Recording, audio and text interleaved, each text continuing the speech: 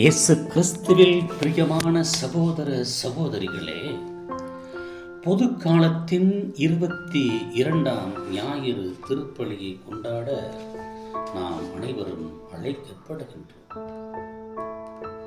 இன்றைய இறை வார்த்தைகள் இணைச்சட்ட நூலிலிருந்து முதல் வாசகம் 4 அதிகாரம் 1 முதல் 2, 6 முதல் 8.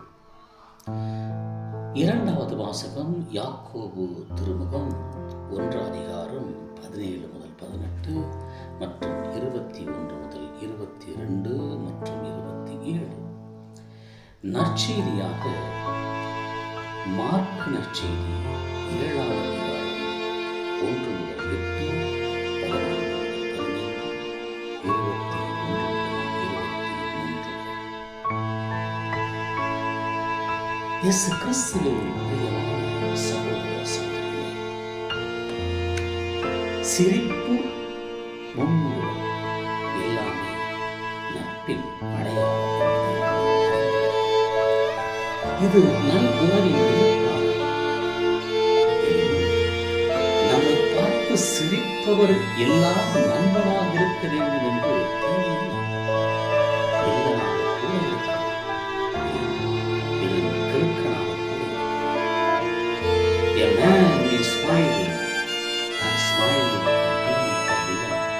என்று ஆங்கில கவிஞர் ஷேக்ஸ்பியர் சிரித்து சிரித்து கழுத்தை அறுப்பது சொல்வதில்லை. மனிதன் மனிதனோடு கொள்ளும் இந்த ஒரு மனிதன் கடவுளோடு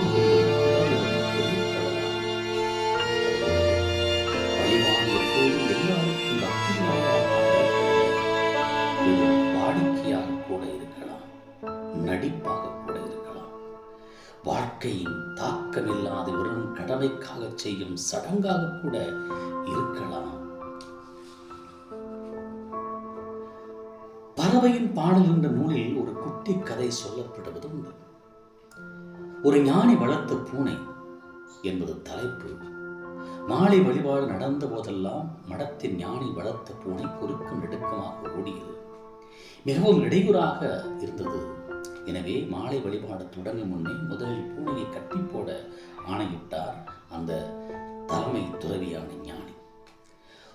இப்படி பல நாட்கள் சென்று கொண்டிருந்தது. ஒரு நாள் துறவி இறந்து விட்டார். அவர் இறந்து வெகு நாளாகியும் அவருடைய சீடர்கள் மாலை வழிபாட்டின் போது தொடர்ந்து பூனையை கட்டி போட்டனர். சிறிது காலத்திற்கு பின் அந்த பூனையும் இறந்து விடவே சீடர்களிடையே சலசலப்பு. மாலை வழிபாட்டின் போது கட்டி போட பூனை இல்லையே, பூனை வேண்டாமா, பூனையை கட்டி போடாமல் வழிபாட்டை எப்படி தொடங்குவது என்று அவர்களுக்குள்ளே வாக்குவாதம். எனவே சீடர்கள் பூனையை தேடி அலைந்து வேறொரு பூனையை வழிபடுத்து வாங்கி வந்தார். பூனையை கட்டி போட வேண்டாம், அவர்களால் நிம்மதியாக வழிபாடு நடத்த முடியும். பூனை கட்டப்பட்டதன் நோக்கத்தையே மறந்து பூனையை கட்டுவதை ஒரு சடங்காகவே மாற்றிவிட்டார்கள். ஆண்டுகள் பல கடந்தன. மாலை வழிபாட்டில் பூனையின் பங்கு என்ற இறையில் ஆய்வு கட்டுரையை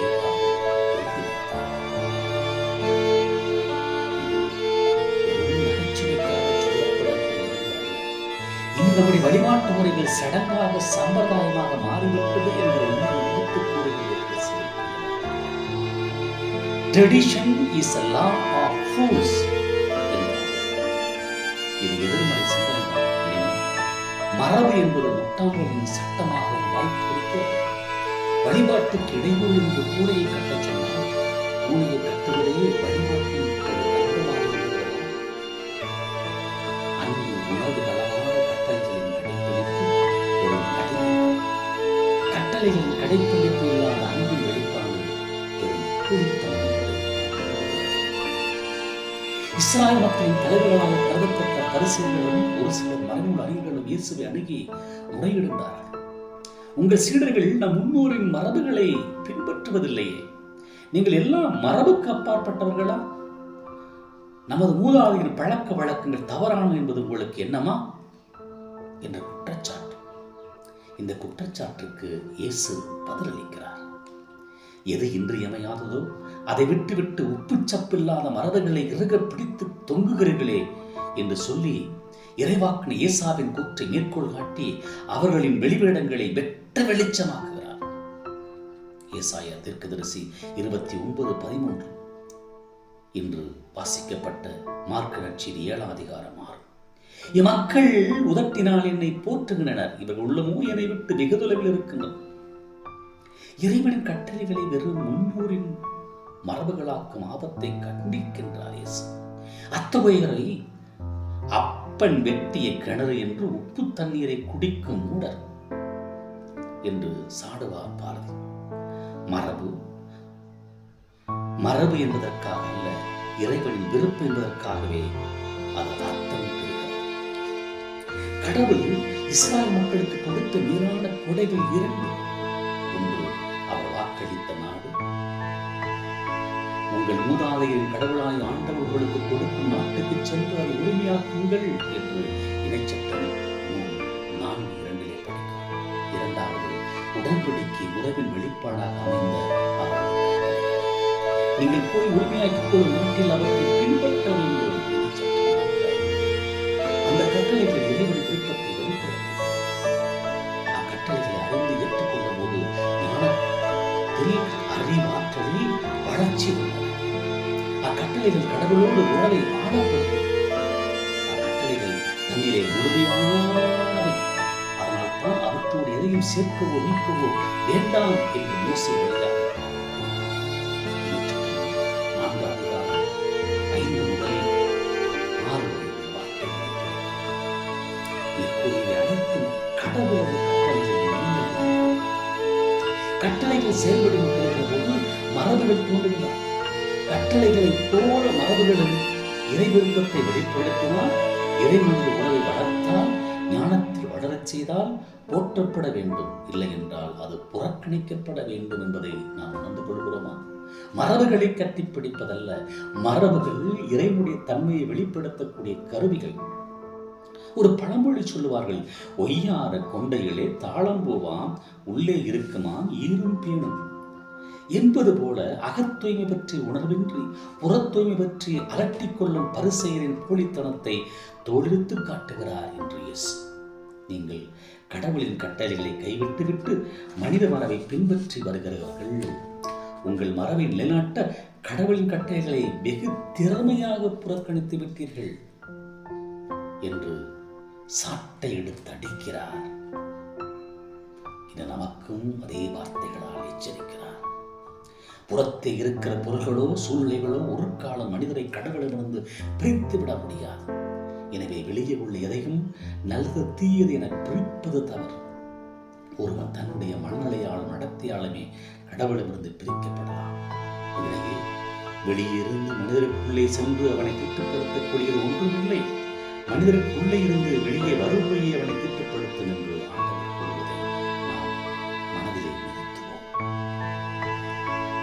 தொடர்ந்து அப்படி தீட்டப்படுவதை பற்றிய ஒரு பட்டியலையே அவர் தருகிறார். குடிக்கிற நீர், உண்ணுகிற உணவு, உடுக்கிற உடை எல்லாமே சுத்தமாக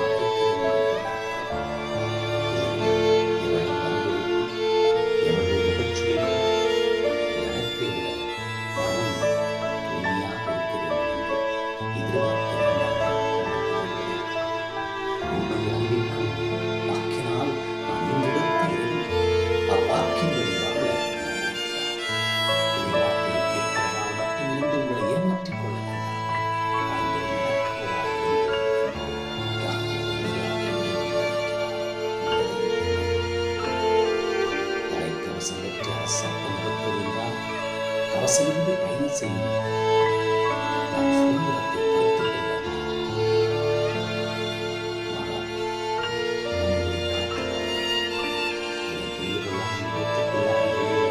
அவரை எண்ணி வந்துவதால் என்ன பயன்? சட்டங்களும் கட்டளைகளும் மனித நல்வாழ்விற்கே என்பதை உணர்ந்து கொள்வோம். சட்டம் என்பது வெறும் எழுத்தானதல்ல, எழுத்துக்களிடையே இழையோடும் உணர்வானது. எழுத்துக்கள் மனிதன் தருவது, உணர்வுகள் கடவுள் தருவது. இதோ கடவுள் தரும் கட்டளைகளை ஏற்று அந்த கட்டளைகளின் வழியாக இறைவனுடைய தன்மையை மக்களாய் சாட்சிகளாய் நாம் வாழ இறை அன்பு பிறரன்பு வெளிப்பட நம்மை ஒப்புக் கொடுப்போம். இறைவனை குழி தோண்டி புதைக்கும் சவக்குழிகளாக மாறாமல் இறைவனுடைய வார்த்தைகளாக இறைவனுடைய சாட்சிகளாக நாம் வாழ